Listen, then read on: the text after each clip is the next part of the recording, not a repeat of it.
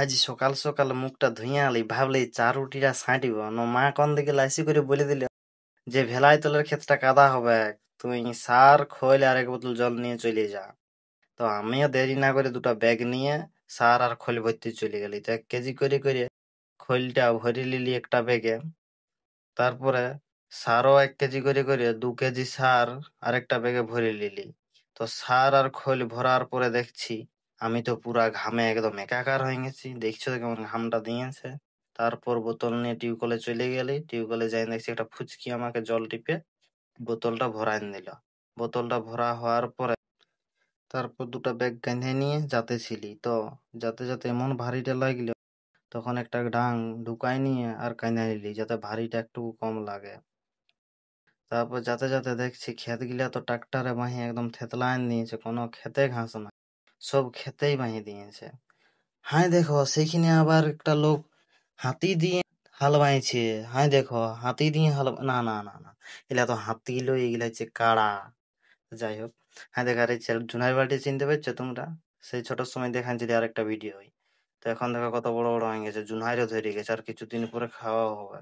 আর এইখানে দেখো কি করছে, একটা লোক দমে সাত ছড়ে আছে।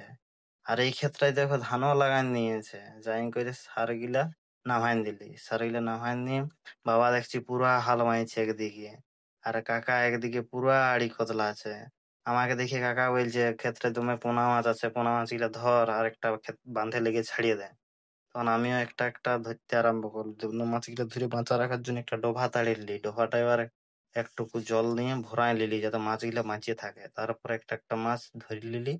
ধরার পরে একটা থালা ছিল, ওই থালাটাই করে মাছগুলা ঢুকাই নিয়ে আর বাঁধটাকে ছাড়িতে চলে গেলি।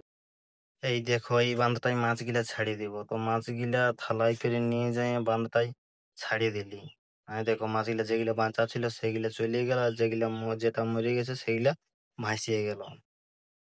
তারপরে ঘর যেতে যেতে বাবা বললো যে ছাগলটার জন্য পালহা নিয়ে যাবি। তো অনেকটা গাছে পালহাও পাড়ি। তারপরে পালহা দেখে ছাগলটা আর আমার দিকে কত টানা যায় দেখো। তারপরে স্প্রে মেশিনটা নিয়ে করে শশা একটুকু লাগা আছে, তো সেইগুলাই স্প্রে করতে হবে কারণ পোকা লাগিয়ে গেছে। তো স্প্রে মেশিনটা নিয়ে চলে গেলি শশা বাড়ি যাই দেখছি আরো শশা গাছের ঘাস গিলাই বড় হয়ে গেছে। তারপরে স্প্রে করতে করতে এখানে ভিডিওটা আমি শেষ করছি। ভিডিওটা কেমন হয়েছে অবশ্যই কমেন্ট করে জানাবে। ভিডিওটা ভালো লাগলে লাইক করবে আর চ্যানেলটা ফলো অবশ্যই করবে।